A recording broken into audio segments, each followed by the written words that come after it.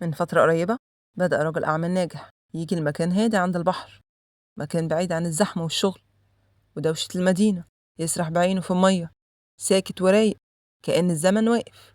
من بعيد على طرف البحيرة التاني ظهر رجل بسيط، مشهد مألوف لكن لسبب ما النهاردة هو واخد باله منه. الراجل ده ما ظهرش فجأة، لأ، هو هناك من زمان بس يمكن النهاردة بس عينه وقعت عليه. صياد بسيط، هدومه عادية جدا، معاه سنارة في إيده وشنطة صغيرة جنبه، واقف في هدوء، ما بيجريش، ما بيحاولش يسبق الزمن.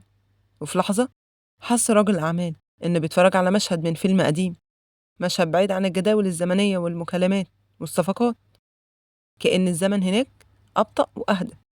ابتدى يشوفه كل يوم تقريبا، دايما بعد الغروب، شايل شوية سمك مش كتير في شنطة صغيرة. الراجل بقى من يومها ياخد باله من الصياد، بقى يلمح حاجات كتير ما كانش بيشوفها، طريقة مشيته، الابتسامة خفيفة على وشه، كأنه بيستمتع بكل لحظة في يومه من غير ما يكون مستعجل على حاجة.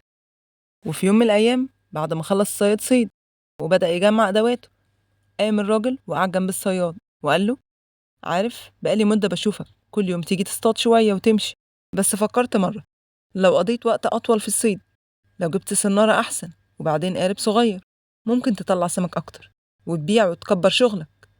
الصياد بصله من غير ما يرد فورا، كان باين عليه إنه سمع الكلام ده كتير قبل كده، أو على الأقل الفكرة دي عدت على ودنه قبل كده. كان راجل أعمال بحماس، ممكن تفتح مشروع صغير، تشغل ناس، يكبر المشروع، وبعدها بكام سنة تستقر، تبقى مرتاح وتعيش زي ما تحب، تقعد كده على بحيرة وتشرب شاي، يعني تقدر تبقى زيي. الصياد سكت لحظة، ما تغيرش تعبير وشه، لسه نفس الابتسامة الهادية اللي كأنها من زمان تاني. وبعدين بص على البحر وقال له ببساطة تخبط في القلب: طب ما أنا عايش مرتاح. لف السنارة في إيده بهدوء وكمل: بصطاد قوت يومي وبروح بدري، أقعد مع عيالي، أضحك وأنام وأنا راضي. بص الصياد ناحيته اللحظة من غير تحدي بس بثقة نادرة: أنا مش محتاج أتعب سنين علشان أعيش مرتاح، أنا خلاص عايشها. الصياد قال كلمته وسكت. الراجل بصله بس ملقاش حاجة يقولها، لكن في نفس اليوم وهو قاعد على الكرسي نظره جه على الصياد وهو ماشي مع عياله. الصياد كان مبتسم والضحك خفيف بينه وبين ولاده كان واضح من بعيد. الراجل مش قادر يبعد عينه عنهم، حس بشيء غريب بيتسرب جواه، نظرة الصياد لولاده، ضحكتهم العفوية، حتى صوت المية، كلهم كانوا بيقولوا له حاجة بس هو مش عارف يسمعها بصوت واضح. كأن الصورة دي كانت بتصحي حاجة قديمة نايمة من سنين. عدى كام يوم وكل حاجة رجعت تمشي زي الأول، أو على الأقل كانت باينة كده. راجل أعمال واقف وسط مكتب كبير، حوالي السكرتير وأوراق كتير مستعجلة لازم يبص فيها، وموبايلات بترن، اجتماعات مستنياه، حاجات كتير لازم ينجزها، بس هو مش حاضر. صوته بيرد على الناس بس عينه بتسرح ناحية المكتب، صورة صغيرة محطوطة هناك من زمان، يمكن اتعود عليها لدرجة إنه ما بقاش يشوفها. لكن النهاردة عينه وقفت عندها، والوهلة كل الأصوات حواليه اختفت، كأن الزمن وقف شوية. الصورة دي هو شايل عياله بيضحكوا لحظة من زمن تاني، رجليه واقفين في المكتب بس روحه كانت هناك في وقت الغروب. هو مش ناسيهم، لأ، هو نسي نفسه معاهم. في نفس الليلة قعد لوحده في البيت، نور خفيف والصمت حواليه تقيل.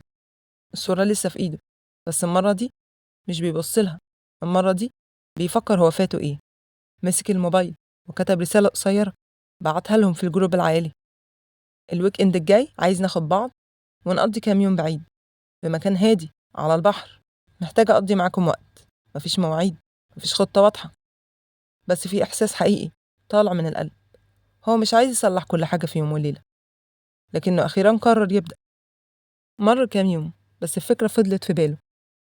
راجل أعمال قاعد على كرسي خشب معتاد، بس المرة دي مش لوحده، جنبه ولدين في سن مراهقة. واحد منهم قاعد وعجبه المنظر، والتاني بيضحك وهو بيصور الغروب بالموبايل وهو باصص عليهم مش بيقول كتير، بس عينيه مليانة رضا.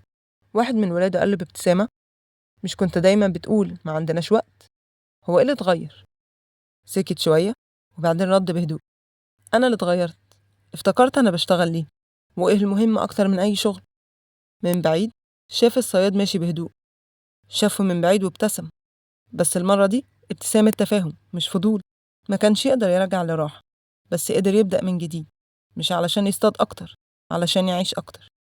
الراحة مش في آخر الطريق، الراحة في إنك ما تفوتش اللحظة اللي بتحب تعيشها مع الناس اللي بتحبهم. لو عجبتك القصة ما تنساش تعمل لايك وشير وسبسكرايب.